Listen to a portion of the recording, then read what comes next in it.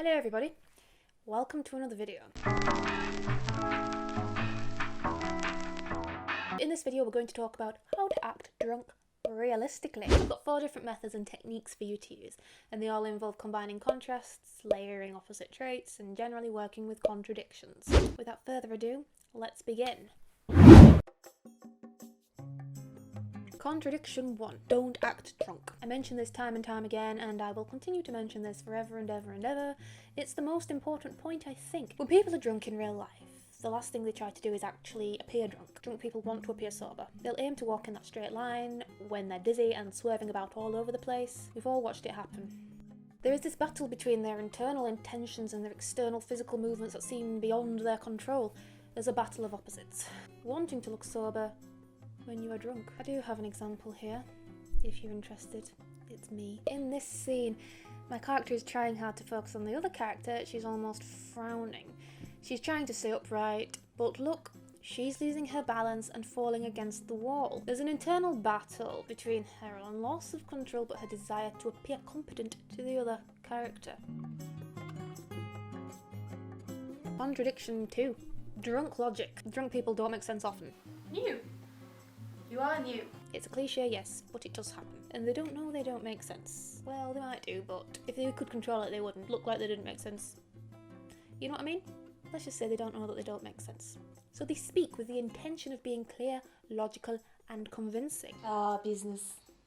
La bête noire. Got an acting lesson soon, so I'd best hurry up and finish this video. Contradiction 3. Movement. I'll get a lot of questions about this. How do you move like a drunk person? Well, here it is, guys. Listen up. This is how you move like a drunk person. Drunk people make slow, deliberate actions to overcompensate for the lightheadedness or dizziness that they are undergoing. They know they're not in control of the surroundings, basically. So they can't walk in a straight line, and so their movements are slower and more deliberate, because naturally, they don't want people to realise that they can't walk in a straight line. Remember what I said about not acting drunk? This is where not acting drunk can help you move like a drunk person. Just because a drunk person purposefully moves more slowly and deliberately doesn't mean that they appear slow and deliberate. This is crucial. They're also lightheaded, remember? And so they are naturally, constantly adjusting their balance as if they're on a tilting floor. It's not like they're aimlessly swaying about. There's a reason to everything that they do. They are trying to stay centered and upright and hide the fact that they are drunk. This is an obvious contradiction. Are they slow and over-deliberate in their actions, or are they falling about all over the place? Well, it's both. Yes, there are contradictions in the way a drunk person moves. A drunk person's muscles are relaxed. They have a floppy tongue. Notice how a drunk person often slurs when they speak, or they slur their speech, however you want to phrase that. No, it's okay.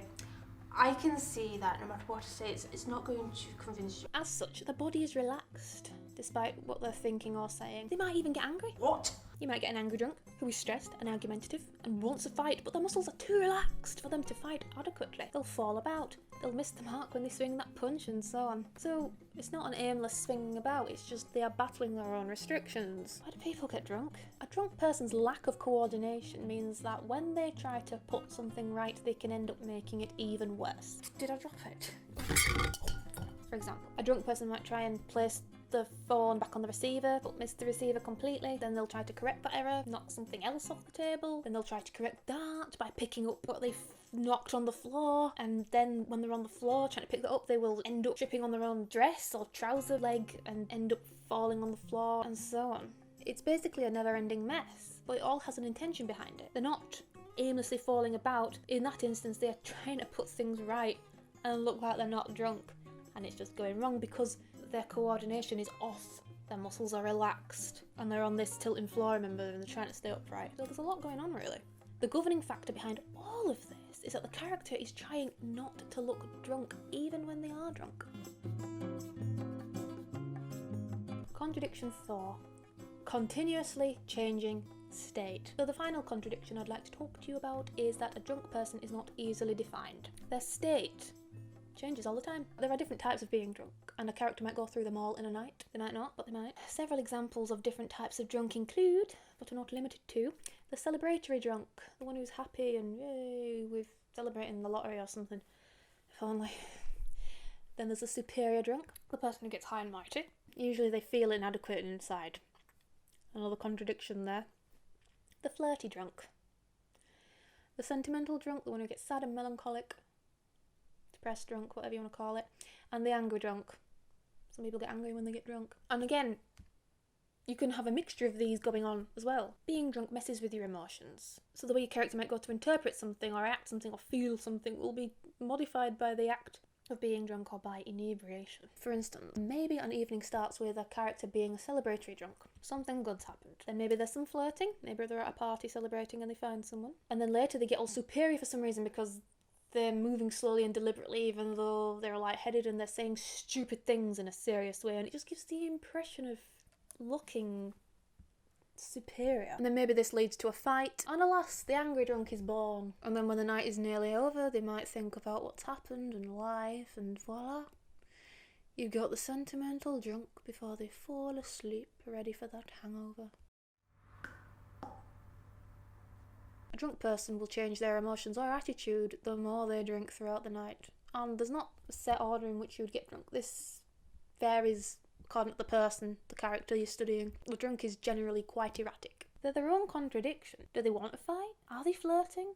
Are they sad? A drunk person is usually battling with a load of emotions, the specifics of which depend on the individual character when sober. For instance, a depressed character might get drunk to forget about their problems and have fun. They'll be drunk and loud for a bit, but that sadness won't go away. In fact, they'll be battling with it constantly. Alcohol is a depressant. It'll perhaps heighten their depression. They might go from being happy and loud in one sentence to being melancholic in another. But again, it might not be so disparate. There might be a blend across the scene. It could be disparate, depends on the character. They could be more erratic. Think about it. Often characters who aren't drunk have contrasting layers to them that make them three-dimensional. So these layers don't go away. These dimensions don't go away when they get drunk. When a character gets drunk, those layers bleed into one another and their whole behaviour can become a bit more unpredictable. These different dimensions and layers are already unpredictable when the character isn't drunk, but when the character is drunk, there's a confusion there. And each confusion is based on each character, so you have to work with your character in order to decide how they would be drunk, according to their own layers. So many things to think about. Audiences don't want to know what's going to happen next because it gets boring for them. So battling with contradictory layers like this can be fun for the actor and more entertaining for the audience. I'd just like to say that of course the methods in this video are by no means exhaustive. Acting techniques are constantly evolving.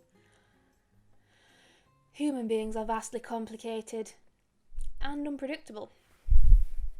Even if you have to really look hard to see this.